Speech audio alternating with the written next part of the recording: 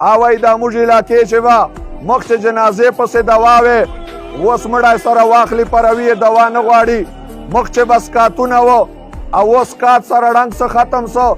دا څرنګې په سلیمان خیل چې دوا ستا په تاجوړو چې نستا سلیمان خیلو جلالدین دا او تاجوړو جلالدین دا هلته سکات ستا ملا اخلي امي اخلي تاجوړو چې سکات نستا دا ولې هلته جلالدین دا مذهب دا خدای دا یا چې بل خدای او دین دا بیٹھنو ته لاړ سه بیا هلته سکات ستا او یا چې نستا دا بنو ته لاړ سه دا د میرجل شاه مولوي صاحب دوترو ربان شاه مولوي د دیوبند فارغ و او نن زمن دی آبر اعلان خونه دی جانتا دیوبندیان وای جنازې چې دا واسطه او سکاستا کتابونه هم په لیکلي دي نو دا عوامو اسه شنول دي فتاوی دارالعلوم دیوبند چې هم لیکلي جنازې پسې دوا غوښتای سره وادي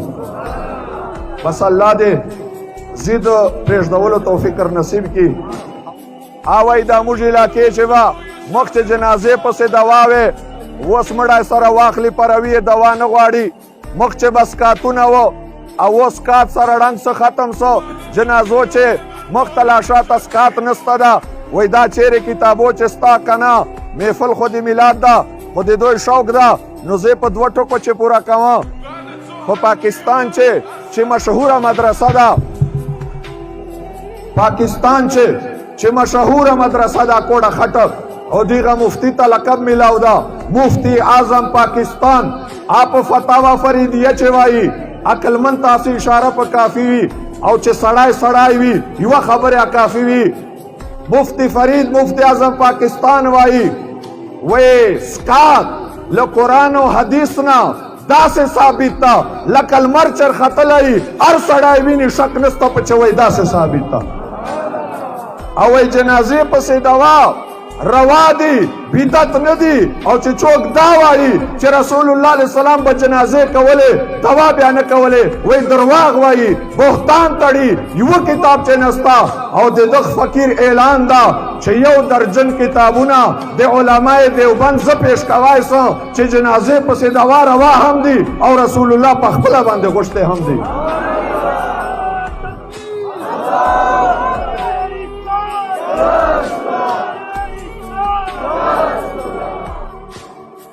او عزیزانو چې کوم خلک نه غواړي نو هغه څرنګه دي چې ورسې چې مولوي صاحب جنازه تر باندې کوم دوا به کې وایي چې بس ټیک ته اکله وارې داسې کړي یو وایي نه غواړم بیا بل وایي او زه تر ته غواړم وایي چې دا له بریلیانو ته نسي ور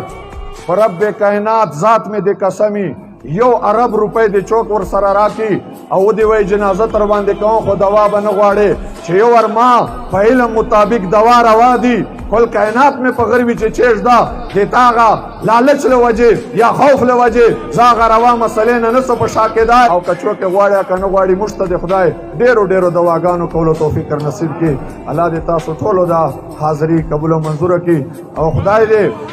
دا دعا خصوصي موږ غواړو چې دا موږ علاقې چې ډېر قتل و غارت ده او ډېر خون ریزي ده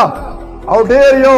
عجوبه احوال ده څرنګې مصطفی مکې ته راغی او د په برکت هغه دشمنیګانې ختمې سلې الله د مصطفی میلاد په برکت باندې موږ علاقې نه دشمنیګانې خون ریزیګانې دا بدۍ ختم کړي الله دې په صلح باندې بدل کړي علاقې چې د امن او خوشحالي راولي په سټیج باندې علما کرام هم ناستي ما استادان هم ناستي علاقې معزز هم ناستي خصوصا انعام الله بای ناستا چې مروت قوم د پاره ډېر چې محنتونه کوي الله دې مزید اخلاص ور نصیب کړي او مروت قوم کوم حقوق دي الله تعالی دې دوی په برکت سره موږ کوم ته حقوق